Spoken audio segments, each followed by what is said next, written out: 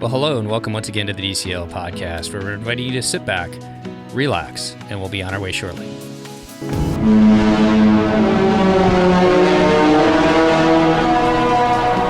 Well, welcome back to the DCL podcast, your podcast to cruise a little smarter. I'm your host, Lake, and I'm joined by my co-host, Christy. Christy, how are you today?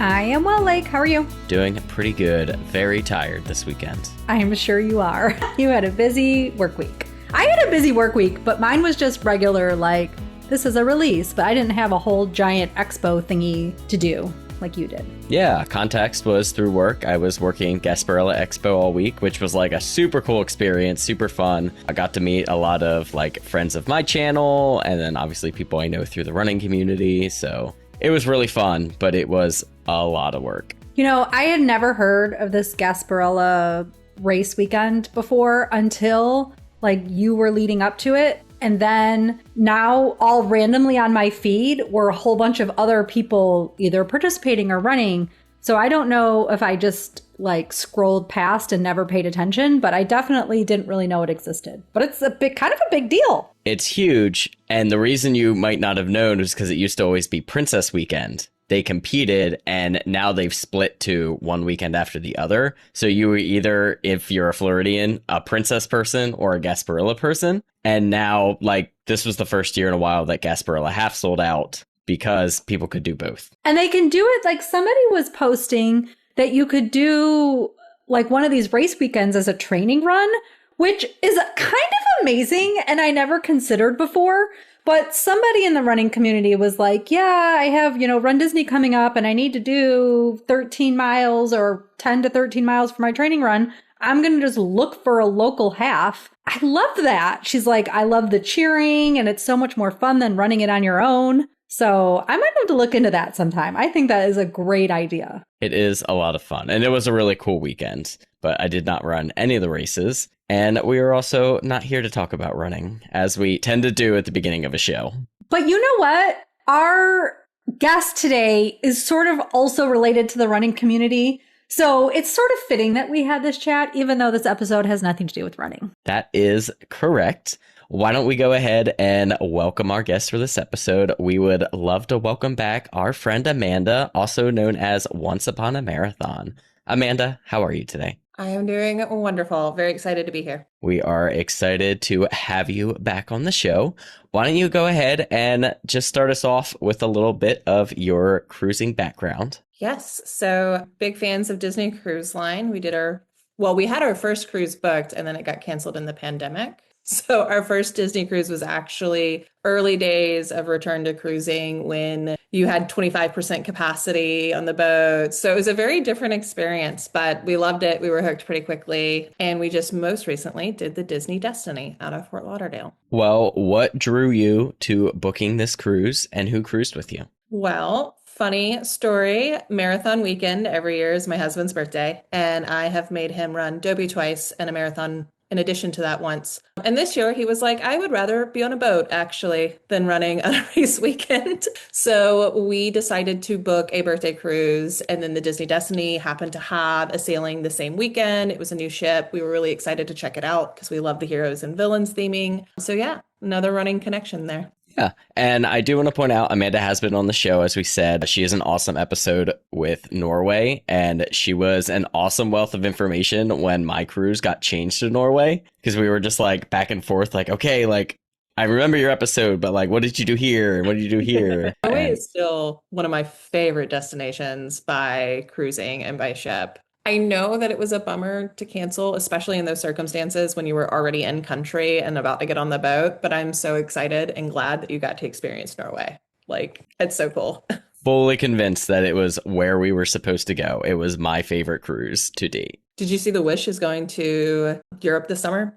It'll be the first time they have the new Triton class ship up there. Oh, we're booking. I am very excited to see what they do with like the maneuvering of all the different ships and the different classes of ships, especially with the new smaller boats that are supposed to be coming in the future. Yeah, I agree. I wonder too if once the new smaller ships come out, or even before, well, maybe once they come out, but are they going to try to do 2 ships in Europe ever? They can just keep one. It's so tricky with the Disney market and like who travels the most, but definitely interested to see all that. We should also be getting the new Wish class ship being announced for the fall, I assume, because they had indicated that it's coming out in 2027. We haven't heard anything about it so far, so we should be getting that. And then I think they're going to rearrange based upon no actual knowledge where they're putting stuff. Question for the experts here. That new Wish class ship, is that the OLC ship? The one for Japan? Or is this in addition to the Wish class ship that OLC in Japan is booking? In addition. Because it was always unclear to me. So it's like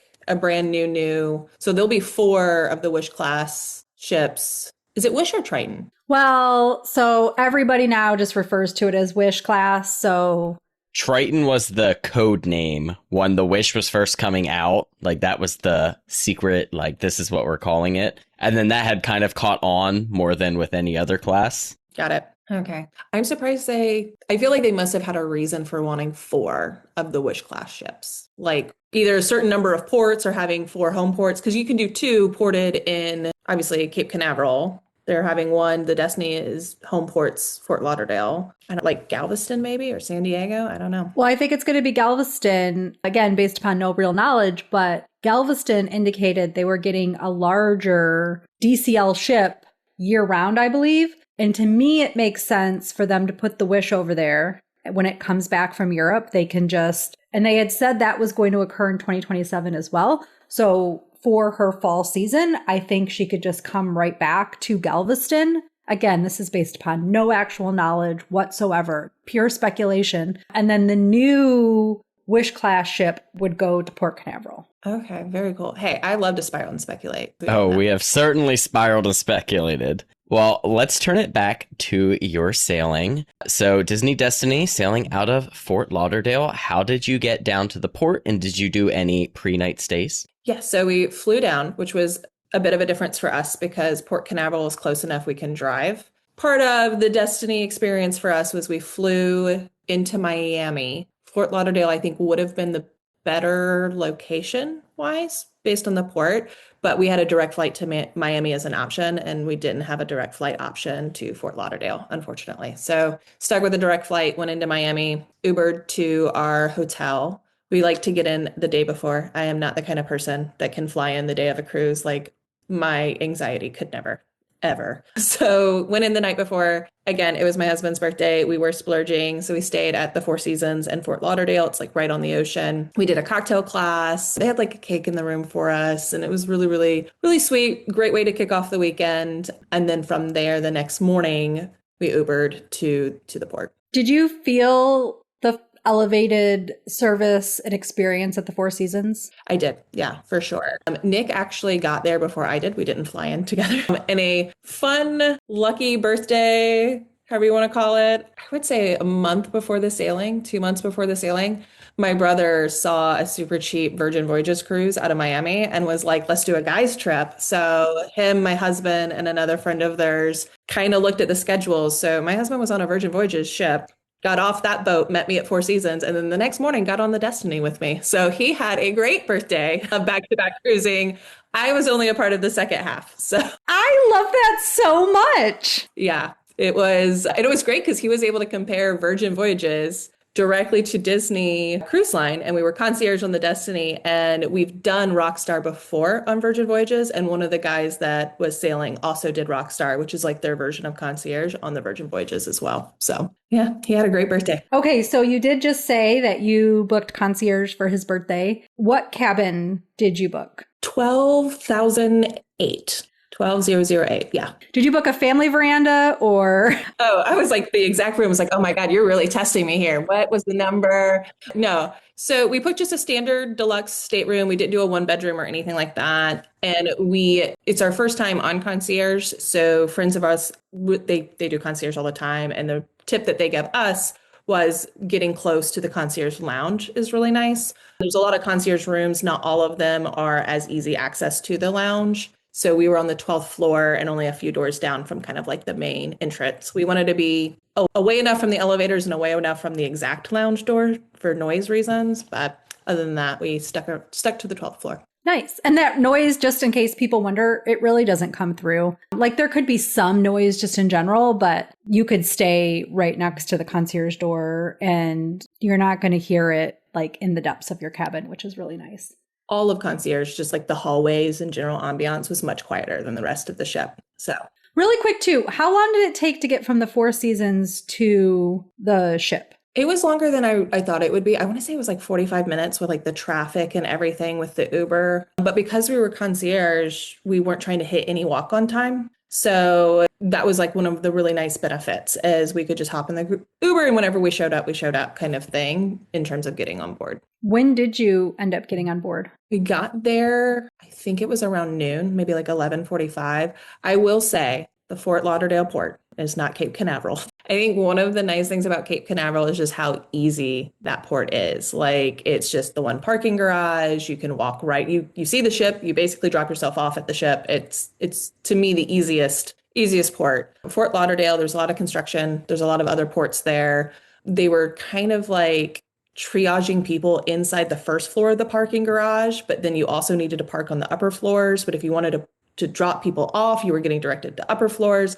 We were traveling with another couple who like really got turned around with a lot of very poor signage and things like that. Thankfully, our Uber driver knew where to go because he was local, but the drop-off process isn't nearly as seamless as at Cape Canaveral. That was one of the noticing differences that we noticed while we were there, for sure. That is a hustling and bustling port too, especially if you're catching it on one of those weekend embarkations. So you get into the terminal. What was the embarkation process like? And what was it like boarding the Disney Destiny for the first time? Yeah. So, there's the chaos of the first floor. And I should mention that parking garage also serves other cruise lines. So I think that was part of what added a little bit to the confusion. But once we got to the Disney line, so we get into the Disney line, they're kind of funneling us through to a check-in. We see the concierge sign. So we go there, no line, which is wonderful. And we get to the lady that's at the little kiosk for concierge and she, reviews the passport and she gave us a very magic golden sticker. And the second that golden sticker went on our shirts, everything changed. It was like every cast member locked in. The second they saw the golden sticker, they're like, oh, let me personally escort you through all of these lines. Oh, you need to go through security. That's not your security line. Let us take you to this other security line. Would you like to get on the ship right now, or do you want to go to the lounge? How would you like your embarkation to go? So super smooth the second we got that golden sticker.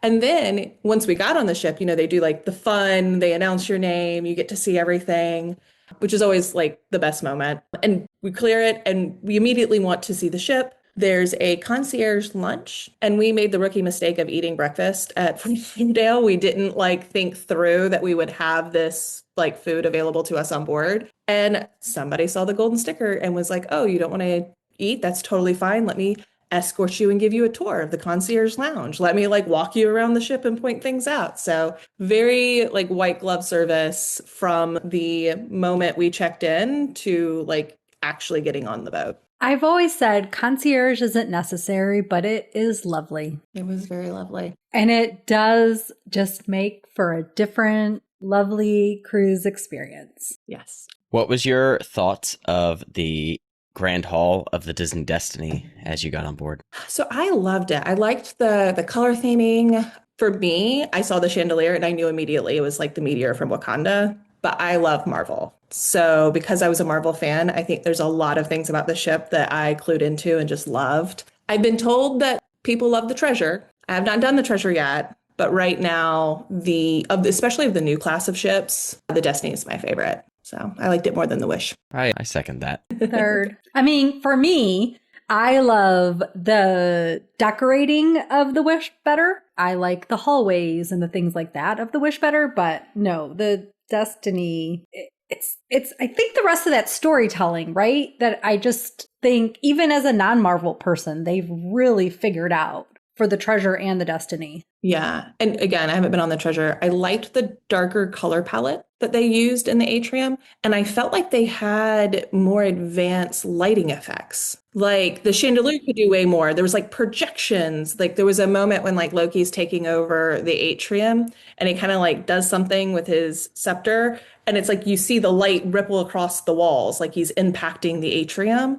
And those sort of like projection and lighting effects, I don't remember the Wish having at all. I know the Wish chandelier lights up, but like that level of effect, I don't remember on the Wish. And they don't. I guess what I'll be curious about when it goes to Europe and it has longer cruises is, are they going to do more? Because obviously they have the technology, but then how do they incorporate that with the princess theme or whatever? So it'll be interesting to see what happens. Yeah, for sure. For sure. Yes, it is definitely the coolest like effects for the Grand Hall. But let's continue on. So you get your little tour of the ship. Where do you head next? Oh my gosh. I think we just parked it right there in the lounge and got snacks and glasses of champagne and kicked off the cruise. The lounge, the concierge lounge, is Marvel themed on the Destiny. So they have like the Infinity Stones and really, it's subtle. It's like a very classy, if you know, you know, and you recognize kind of the nods to it. I like that team could just decorate my entire house and I would be down for it. So kicked it off by just kind of exploring the lounge. Once we were sailing with another couple as well. So we were hanging out with them, talking, catching up. We had friends who ended up having, separate from us, booked the same cruising and they were in concierge. So we got to see them, other people on board. And then we had planned to do the children's, being able to tour the children's areas, which they do on, that open house before, obviously there's actually kids there, so the adults can come through. But we got there right as the muster drill was supposed to stop and they close it for the muster drill. So we're like, whatever, we'll just go do the muster drill instead. That is one thing I wish Disney would like reverse course on. In the pandemic, the muster drill, you just went to your station and checked in with someone and you'd like click on the app and then you could go back. And now you have to like mass gather. For concierge, we were in the theater, but like it is such a pain. There's so many people crushed in. There's so much like to go through with it. And Virgin Voyages, talking about like a little bit of a comparison, theirs is like a video you watch on a screen in your room and you click, yes, I watched it. Like it's just, there's way better and less painful ways to do muster drills. So, and then after that we had dinner. Pride Lens was our first dinner. Did you have early dinner? We did early dinner. Yep. Team early dinner. We were with friends who love early dinner. We did late dinner in Norway. It's the only time we've done late dinner, and we really liked the late dinner. And I also find it interesting because there's so much food available in the concierge. I think that actually pushes me more towards late dinner as well.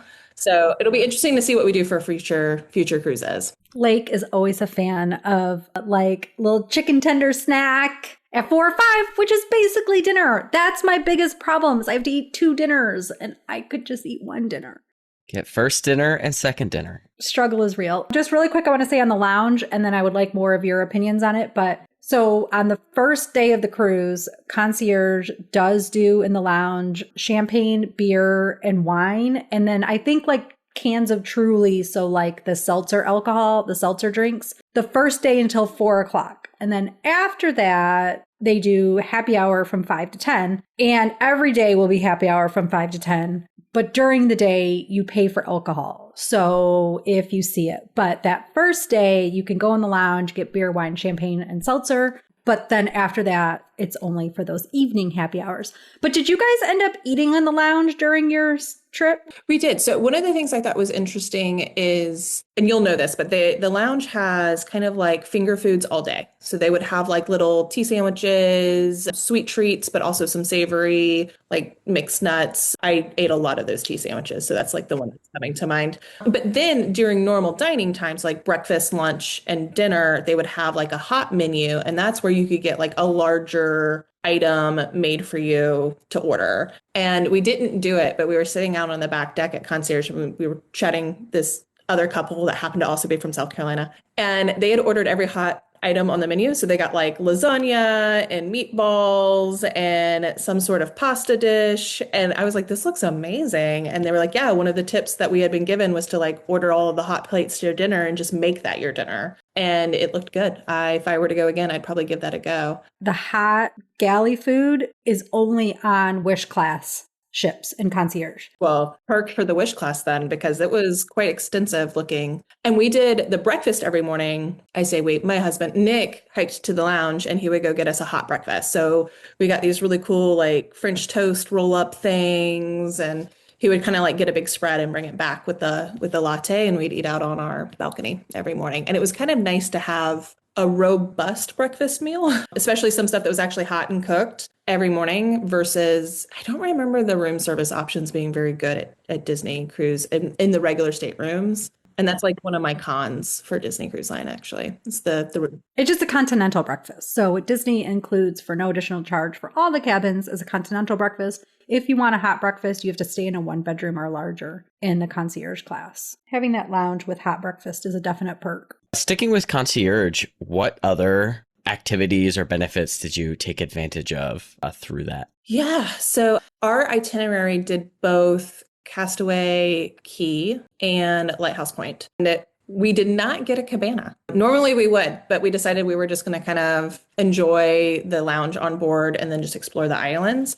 So I know that's one of the big perks that a lot of people use concierge for is to get those cabanas. We ended up using concierge for Apollo dinner. We always love Apollo dinner, and that's kind of like a non-negotiable to our sailings. We used it for obviously the early boarding benefits and things like that. And then this is kind of a weird perk, or maybe one I just don't hear talked about very much, but I love. And it was the Hercules show. I mean, I think this is for every show, but we went to the Hercules show, which is the new show on the ship. And 20 minutes, 30 minutes before the show, they give the time. Concierge can show up and then they get escorted kind of into a side entrance to the theater. You get drinks, popcorn, like non-alcoholic drinks, like water, popcorn, and the theater's yours. You can pick any seat you want. Nobody else is there. You're allowed to figure out where you want a seat for your whole group. You're not fighting the masses for anything. Then the doors open for all the other guests. And that was such a massive perk. We did the art tour that's available on the ship.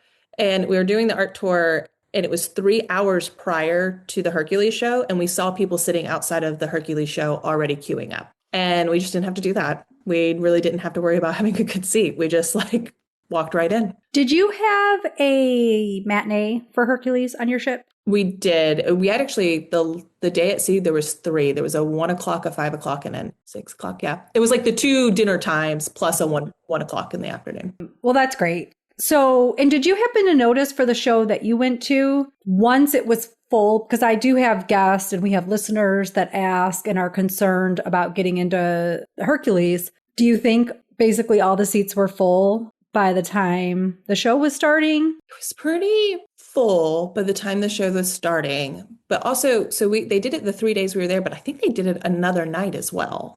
Like there was a lot of opportunities to see it. I do think that the theater filled up when they did it, but they put a lot of shows out. I think they ran it 2 nights, and the second night also had the matinee added. That's great. And then you didn't see any other shows on board? No, Frozen was the other one that we were kind of interested in, and this is kind of a petty complaint, but I just don't feel like 4 or 5 days is enough on any Disney boat to do it all. So you're always sacrificing, you're always being like, okay, well, what's going to give? Like if I wish it was like a full week sailing, but because of that, we were like, we're going to do one show. Which one's it going to be? And I love Hercules. It's like my favorite. So it was a no-brainer on that one. This is just a ship made for Amanda. It is. I walked on, I was like, oh my God, this is like made for me. I loved all the Marvel. I loved the Hercules everywhere. I loved all of the entertainment. Like one of the things that the Destiny does, and I don't know if they do it on the Treasure, but I feel like the Destiny, more than any other ship, kind of has this through line or foundation of live entertainment that's all interconnected. So you have like, there's 2 people that they're actual characters. It was like Zara and I forget. Zaya and Gamble. Zaya and Gamble, and they're characters and they have their names and they're doing the atrium shows, but it's not like they're cruise directors. They have a story and a backstory, and they're showing up in bars, and there's all these little events that are happening around them. And, you know, like they run into the piano bar and that's when Cruella shows up, or they're doing the atrium and that's when Maleficent or Loki shows up. And then separate from that, you have Dr. Facilier kind of doing his magic parlor tricks. And the evening shows that are adults only by the same Zaya and Gamble. And it's just I felt like there was a level of immersion with the live entertainment that you really don't get on the other ships. And even though I couldn't do everything, like I never got to see the Dr. Facilier, despite the fact that it happened many, many times and it was all in the app. I just didn't have time. It was so cool to see it happening. It felt like there was always something going on around me. And I really appreciated that about the Destiny. I liked that aspect of it a lot. For sure. And the Treasure does have a similar, they have the two characters whose names totally have escaped me, but I absolutely loved them the 2 times I saw them. And they do shows in the atrium, and then they do the adult only shows. So it's great. They don't like run to the bar like the Cruella de Vil show, but they're still allowing people to be immersed in the process. It was very cool. I liked it a lot. Yeah. It is, I think, the best iteration of these characters, because there was a very soft design for these Wish-specific characters, which are the minstrels. But then it like really got elevated with the Treasure, and now with the Destiny, like I think you really see kind of a full product with what they're offering. I would love your takes on this, because I felt like there were so many times on the Destiny where I'm saying to myself, oh, they finally got it right. They figured it out. Like we were in Pride Lands, and one of the things about the Arendelle show, because it's the same kind of format, dinner and a show, is Arendelle was like really loud. It was kind of hard to follow the story. Sometimes like you're trying to talk to the people around you, but you can't because something's going on. And in Pride Lands, I was like, they figured it out. They got the cadence right. They got the something's happening on the stage, but now it's just background music and you can enjoy your dinner. They figured out the visual aspects of it. Like Pride Lands had a lot of really cool scenes. Like there's a dancer with the lights that she's like juggling in her hand, and the lights are being thrown and flown around the room. And it's just like, oh, they nailed it. Like they had this nut they had to crack, and they're putting everything towards that, and they finally got it right. They figured out what has to be true to execute this the way they envisioned it. And I felt that way about the main characters in the live entertainment. I felt that way about Pride Lands. Just so many moments where I'm like, they've been shooting for this for a while, and they've honed in and they've gotten it. Like they got the code. No, I agree completely. Yeah, I like that take on Pride Lands as well. What I think there's nice is because it really isn't story to miss. Like there is things that happen. I think I would say 90% of the people that are there are probably familiar with that story. But if you look away to eat and you look back up, you know, there's not some like story made up for the ship that you're going to miss because of it. Whereas like with Arendelle, there is this like B story that is going on that you can miss if you're not paying attention. Right, because it's technically their engagement dinner, right? Like that's the idea, is it's engagement dinner, and yeah. Whereas this was more like just Lion King with like the cool music and some cool visuals and phenomenal talent. I mean, Disney obviously has a well of talent anyways, but just the singers and the people both in the stage show and in Pride Lands were just incredible. Yeah, I totally agree. Incredible. Did you feel like both entertainment and food wise that Pride Lands like met your expectations? Yes, it was really good. And well, my thing is, it was probably the one I was least excited about because I had done Arendelle and was like, oh, this is probably going to be a little loud and a little much. But instead, the food was great. Entertainment was great. Like it was kind of a surprise hit across the board. We didn't end up doing the Marvel show because that was like our Apollo night. Any other thoughts from any of your other main or rotational dining menus that stuck out to you? 1923 was kind of the same. It's the same as the Wish. It's the same on the Destiny. I assume it's the same on the Treasure. Obviously, the things in the cases change thematically, but the food, the menu, all of that, it's great, but it was just kind of like more of the expected. Pride Lands, I think, was the big surprise hit. And then obviously we love Palos, and that's always a hit. Can't go wrong with Palos. So. Well, tell us a little bit about your Palo experience then. So Palos we actually did Palos twice. So we did Palos for dinner, and then the next morning did Palo brunch. So we went all in on Palos. Palo dinner, it's just, I actually, so I've done both Palos and not Remy. It's Enchante on the Wish class ship. I've done the full course tasting menu in Enchante. It's very cool. It's very over the top. It's very pricey. I think Palos is actually the better like go-to experience. Like we'll do Palos over and over again, pretty much every sailing. Enchante was kind of a one and done. And for Palos, we always get the souffle that they offer. You have to order it in the beginning because they make it from scratch and it takes a while to cook. And then they have some great pastas. They have, like, if you're a steak person, they obviously have a lot of different types of steak. And it's just it's just a good time. We were there with our friends celebrating Nick's birthday, and I've never been disappointed in the Paulo experience. And then obviously the next morning, Paulo's brunch is also great. My joke that I tell people is that my favorite excursion in Nassau is Paulo's brunch. I will sit at the brunch table, see Nassau through the window, and enjoy my bottomless mimosas and my breakfast. So I don't think they have bottomless mimosas, though. I mean, they're bottomless when you pay by the glass, but I was going to say it's bottomless for me. I would. Okay. I was like, wait a minute. Did I miss? No, it doesn't exist. You don't you get like the first glass is included? Yeah. So they give you the starter glass, and then I just keep adding. I support that. For however long I'm snacking. Yeah. Any restaurant can be bottomless if you choose to not find the bottom. If your credit card doesn't find the upper limit, it could be bottomless for you. I love it. Well, tell us a little bit about where else you found yourself eating around the ship. I know you already mentioned breakfast in the lounges most mornings. Yeah, so that's the thing, because, and this might be the other side of the coin with concierge, because we had the concierge lounge both for food during the whole day and then drinks during the 5 to 10 happy hour, which were full bar, so we could get like old fashions and things like that. We didn't do as much on the ship.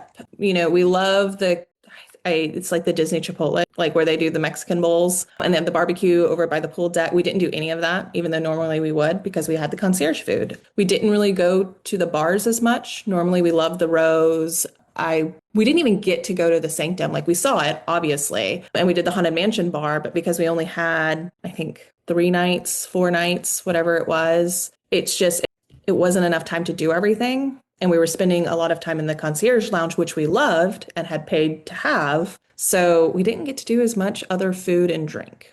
That would be kind of the other thing to be aware of. A little bit of a bummer, missing some of those things, but also taking advantage of, the concierge perks that you have paid for is great. Wasn't a bad idea. I will say the Haunted Mansion bar is perhaps the best bar I've ever seen Disney create. Like, it was so cool. And I've done the Star Wars bar on the Wish, obviously. I love that the Haunted Mansion bar had stuff going on the walls. So even if you weren't right up at the bar that has the ghosts in the backdrop of it, you still had things to interact with and pay attention to throughout the bar area. Whereas in Star Wars, you basically see the outer space behind the bar and that's it. That's kind of the only interactive element. Haunted Mansion had a lot more interactive elements. We were there for, I would say, an hour, and we never saw anything repeat. So like the ghosts were different. What was happening was different.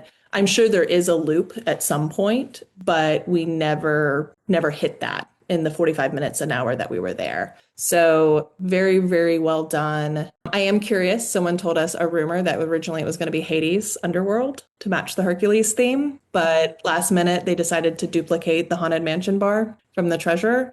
Don't know if that's true or not, but I would have been interested to see Hades' Underworld, especially as a bar and as a Hercules lover. But I have to say Haunted Mansion was so well done. It's not that much of a disappointment. And then the Sanctum, just walking by, I liked it so much more than the Bayou on the Wish class ship. There's just way more cool interactive drinks. You can see like the lightning bolt things going around or the floating drinks, just really cool stuff. Definitely think it will be hard with that next Wish class ship when they look at that space and they say, can we do, like, the expectation has been set so high for that immersive space, like, can we do it again, or are they just going to copy Haunted Mansion again? It's going to be so hard for them to top the bars specifically. Again, talking about how, they finally got it. They finally did it right. I feel like they've been tracking towards these more and more immersive bars that these Disney adults want to experience and have. And I think they finally hit it. Like the Haunted Mansion across the board checks all of the boxes and actually addresses some of the problems with the Star Wars bar about like the lack. There's only one focal point and the Haunted Mansion has multiple focal points, right? The drinks, and I don't mean like the drink itself, but like the glassware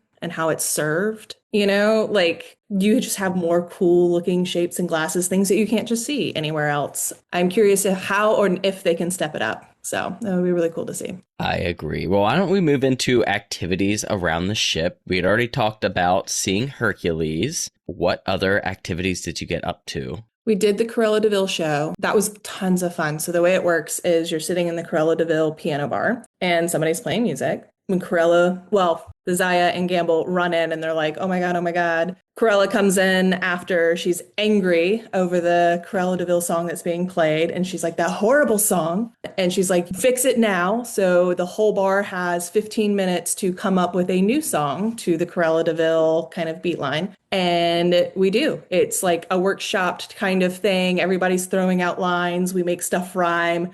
And then when Corella comes back, we sing it to her. And it was tons of fun. It was very interactive. I will say, things to know. We got there ahead of time, which was great. There was a line for it, probably 20 to 30 minutes out, but we had actually came to the bar about an hour beforehand because we actually wanted to just see the bar and do more stuff in there. When we were at the bar, obviously you can order drinks, but once this show starts, there's no drink service or anything during the show. So if you were planning to go in there and then order drinks, we saw people try and they're like, it's too much with the characters moving around to also have service staff moving through the area. Also, Corella DeVille has a very cool, talking about like just the crazy drinks and the things that are very Instagrammable. There's a whole tray, and in the tray, it's like a makeup set. So they have a lipstick tube that's like this frozen gelatin. They have the drink with a perfume spray bottle with edible glitter that you can spray on the drink.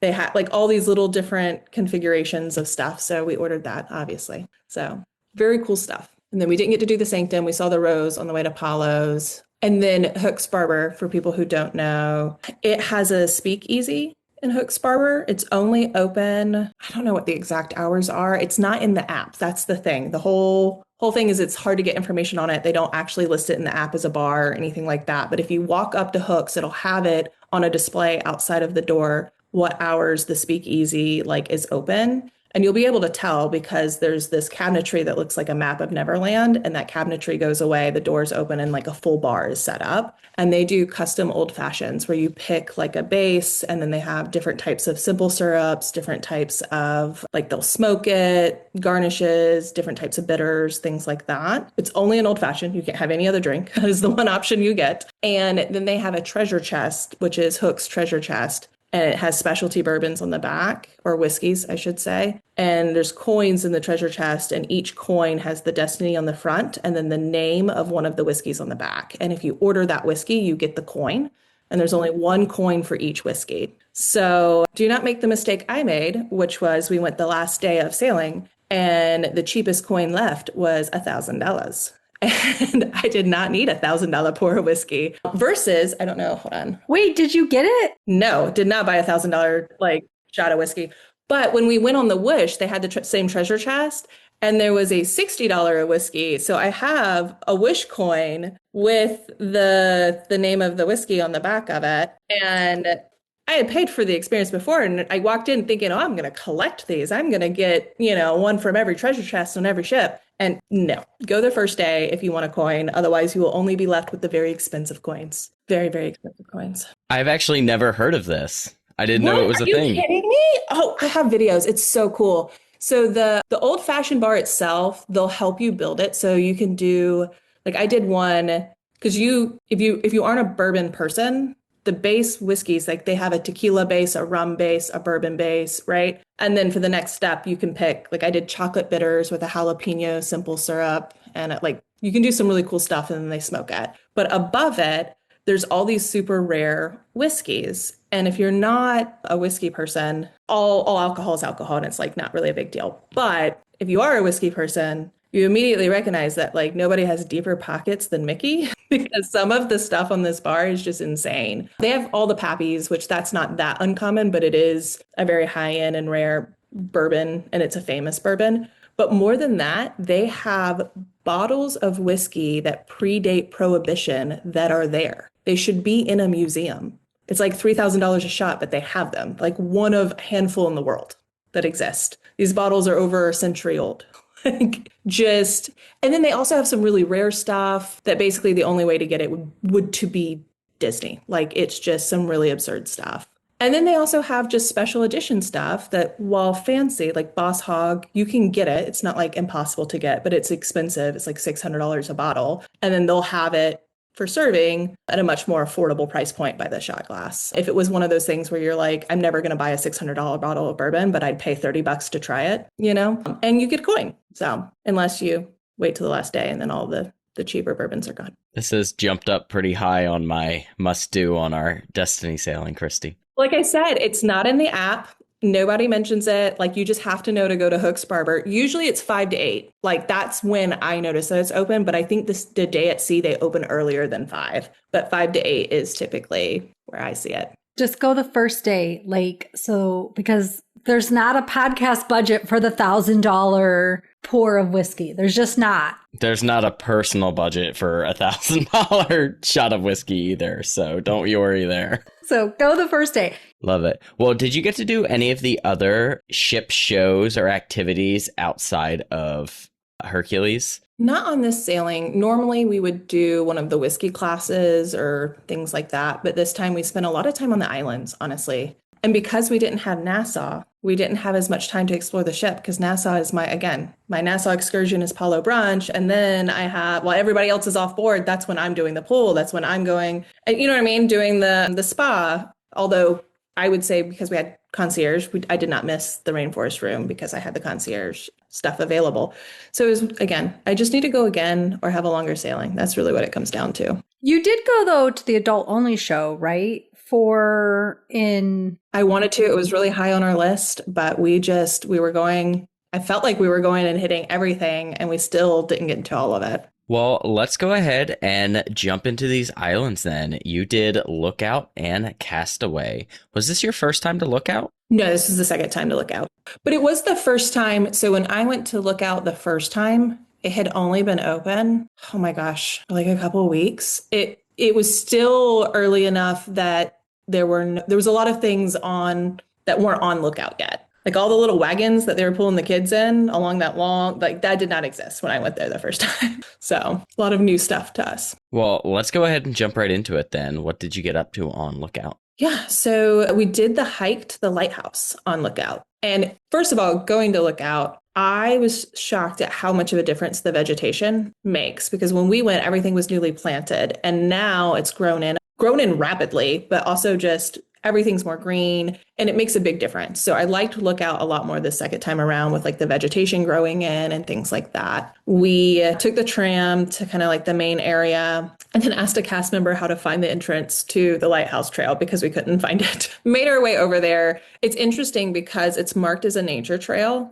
And in my mind, the nature trail on Castaway, so the other island, is paved and it's part of the 5K course. So I always assume that whenever they do the Lookout 5K, it'll ultimately involve this lighthouse nature trail as well. Like that's probably how they're going to do it, right? This is like a gravel dirt trail. Ain't nobody running on this without like turning an ankle. So disabuse whatever notions you have of that, like they're gone. There's also more elevation than I thought because there's like a little mini mountain kind of cliffside thing, which is where this lighthouse is posted up at. Very cool though to walk it and go see it. The breeze is really nice at the top. The view is really beautiful and you can kind of make a big loop out of it. So once we continued past the lighthouse, there was a point with an elevation where you could see the ship. And that was really, really beautiful as well. So I think it's worth doing like the 20-30 minute walk through. But we saw people attempting to run it and you could tell they regretted their decision. Yeah, and definitely not a path where you're going to be pulling that wagon or maybe eventually taking a bike or anything like that. Like it's sandy and rocky. Like it's pretty much true hiking only. And I don't see them ever paving it. I think it's got to stay that way. The elevation part, it's not like a gradual elevation. Like there were points where you can tell the water had carved out like half the trail. And so there's like these deep, I don't want to call them potholes, but like basically, but at an elevation. So you kind of have to really watch where you're stepping at certain parts. Like I would go so far to say if you have mobility problems or mobility issues and challenges that this may not be something that's accessible to you. Unlike on Castaway where it's just a flat paved, totally accessible area. Yeah. It is cool though, because it does kind of envelop you in some of that island's history with the lighthouse there. Like it's a very different type of nature walk. Yeah. And they do have signage kind of telling you about the history and kind of identifying what it is you're looking at, both in terms of the fauna, some of the like critters, like they'll have stuff for like the crabs and lizards and things like that. And then at the lighthouse, they actually have stuff around the lighthouse. What else did you get up to on Lookout? We had a very nice, just laid in a lounger for a couple hours, relaxed. It's interesting because, Lookout, one of the things it has like the strip of beach and then it has the dunes. And then there's like this area where there's more loungers that you can stay in. And it's kind of nice because we were there on a fairly windy day. And so because we were behind the dunes, it kind of blocked the wind. So we didn't have like the sand blasting us and we were able to kind of just sit and enjoy the breeze.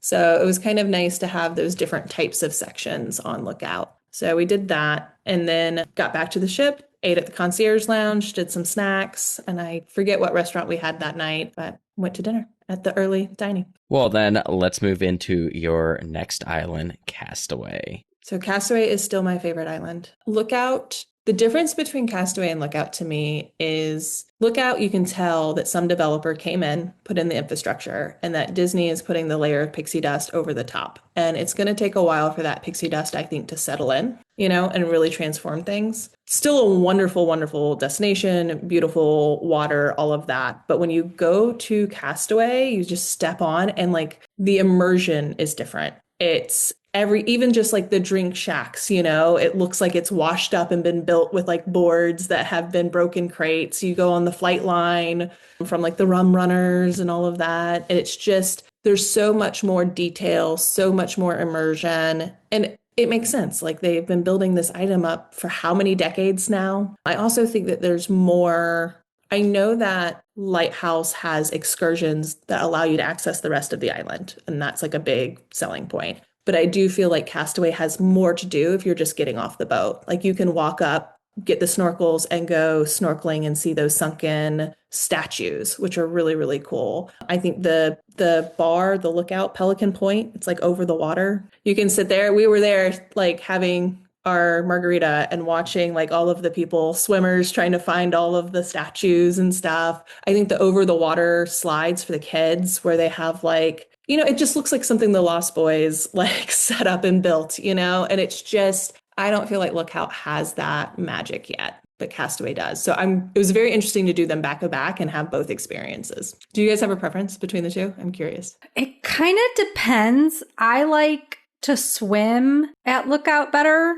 Like I like the beach and the water. Just that beach is that sand is sparkly pink sand. Yeah, it's so stunning. I find Castaway to be easier in general, just the getting back, like you can easily go back and forth at Castaway, in my opinion. If you needed to like go for a run and change on the ship, that is an easier path to me at Castaway. I don't want to pick my favorite child. I have a favorite. It's definitely Castaway. Yeah, that one's tough for me too. I love, again, Lookout and the beach, like most beautiful beach that I've personally ever been to. And I love it for that beach day aspect.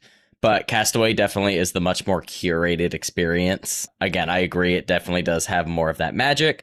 Also the better island for running because you can get a lot more distance and a lot more variety with the additional paths. Also biking, being able to rent the bike and being able to tour the whole island and like bike on the runway and then like go through all the different parts of it.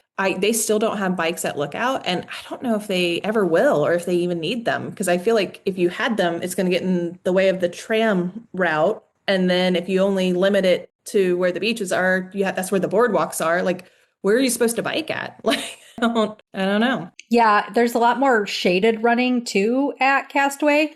So even if you're not running a ton of miles, like I'll go and do my own loop and just loop around in that shaded tree area a bunch of times. If I'm doing a longer run, there's just a lot more shade. There is not an ounce of shade for the entire running path at Lookout, at least not that I could determine when we ran at Lake. Yeah, there is unfortunately the dedicated bike path was one of those things that I think got pushed to the B development, and who knows if we'll ever see the B development. The buildings are there for it, but the path that was originally drawn for it is not there anymore. I'm also very curious so I love the adults only beach at Castaway, and I love that it's actually separated from the main family beach. At Lookout, I've done the family cabanas, which are right there at the ship and that big bridge, but then you have to take the tram to where all the family activities are, like the splash pad and stuff like that. But the Right. But then the adults only cabanas are also over on that side, but kind of sharing the beach with the family areas. And to me, it's like so backwards. Like I would think that you would want the adult only area to be separated away, much like it is at Castaway. And the only thing I can come up with is just space. They were able to put the bigger family size cabanas in that location. I wonder if they'll end up switching it, like as they develop out the island more, if they'll rearrange the adult only from the family areas, because I don't think it's very functional if you have kids. Like you're in this family cabana and then you have to get on a 20-minute tram to get to the splash pad. So you're either at the kid activities and not using the cabana because it's too far away, or you're at the cabana and not taking advantage of the kid activities. And then all of those family cabanas kind of like the deck. And then there's a staircase down to the beach, but it's a pretty significant staircase. It's not like 2-3 steps, it's like 20 steps. I don't know, but it would be perfect for adult only, right? So I don't know. And just little things like that are everywhere at Lookout. Like just some of the way the food or the bars are set up and some of the, you know what I mean? There's just stuff that doesn't quite fit yet. Whereas with Castaway, all of that refinement has happened. They've figured out the logistics. They've figured out the operations. Like they're good. Well, sadly, all cruises must end. Don't worry, I have plenty of questions for after we get off the ship. But what was your disembarkation experience like, and how did you get home? So disembarkation was fine. We got up, got breakfast in the Concierge Lounge, and then just walked off the ship. One of the things that you get with Concierge is they do a lock off on the elevator. So they basically call the elevator, lock it, load you in, and then they express it down to the exit. So you're able to just walk off. So as easy as it could possibly be is the answer. Love it. Well, I have a few more questions for you before we leave your sailing entirely. First off, the ship. Did you feel like it met your expectations, lived up to it? What did you think of the ship as a whole? Loved it. In fact, I think it's my favorite ship right now in the Disney fleet. I have not done the Magic, the Wonder, have not done the Treasure. Everyone we talked to said that they liked the Treasure more, because we asked everyone on the Destiny, like, who has sailed the Treasure, which one do you like more, the Treasure or the Destiny? And they all said the Treasure. And I'm like, are you saying that because it was 7 days long? Like, that's what I really want to know, because the Destiny was so good. And again, I love Marvel. I love Hercules. So maybe it was just the ship that was built for me and that's why. But I feel like I need to go on the Treasure and truly compare them, because I have a hard time imagining topping the Destiny. My biggest complaint about the Destiny is Fort Lauderdale. I wish it sailed out of Cape Canaveral instead. Love it. Well, what about concierge expectations? It was interesting. First of all, I love anything and everything related to kind of like higher levels of service and things like that. So I knew I was going to love concierge going in. I really enjoyed having access to the food all day. I really liked the back deck and lounge areas. One of the cons of the Wish class ship for me is that the adult only pools aren't that great. They're way smaller. They're stuck next to the stupid aqua mouse duck thing and the speaker that goes off every 5 seconds. There's not a lot of shade available on it. And it's just like, it's just not a great experience. The spa is way better on the Wish class ships. So typically what I would do is buy the Rainforest Room access, and they have an outdoor lounge area with hot tubs and loungers. And I would use that as my adult only area. But that's not a cheap purchase. And the nice thing about the concierge is I felt like it wasn't adults only. Obviously there's children in concierge, but it was that level of kind of private retreat and quieter area and access. So I didn't feel the need to have the Rainforest Room, and I didn't really miss the adult only areas either. So I thought that was really worthwhile. Obviously there's the open bar from 5 to 10. So alcohol is never really cheap on a Disney ship. So having that if you're somebody who does drink. And then, the bedrooms have a king size bed instead of a queen. That king size bed did a lot. I am a very tall individual, so I appreciated the extra space. Let's see.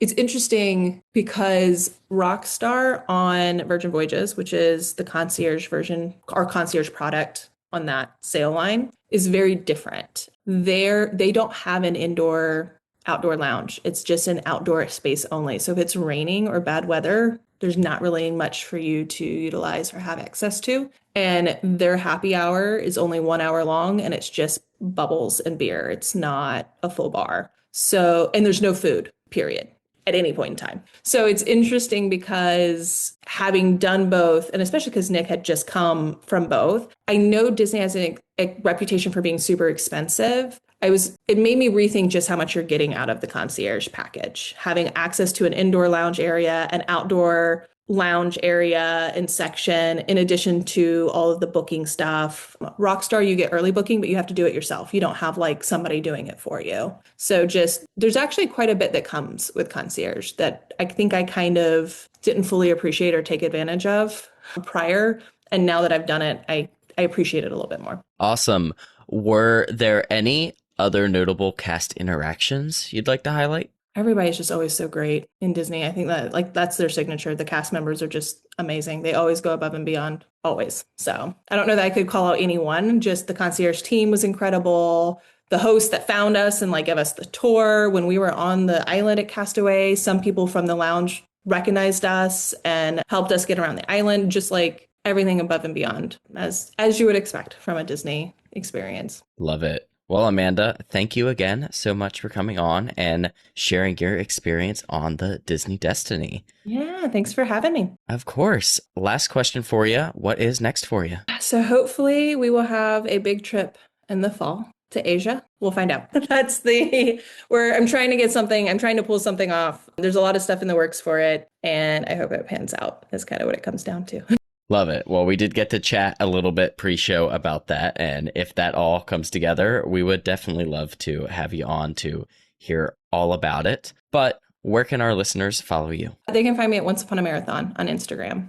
Love it. Thank you, Amanda, so much again for coming on and sharing your experience. Thank you for having me. Absolutely. Christy, where can our listeners follow you? You can find me all over the internet at Pack Your Pixie Dust. Lake, where can we find you? You can find me on Instagram and YouTube at MouseGen, and you can follow the podcast at Instagram and Facebook at DCL Podcast, or find more information at dclpodcast.com. But that's going to do it for this episode. Thank you all so much for listening, and we will see you next time on the DCL Podcast. Bye, guys.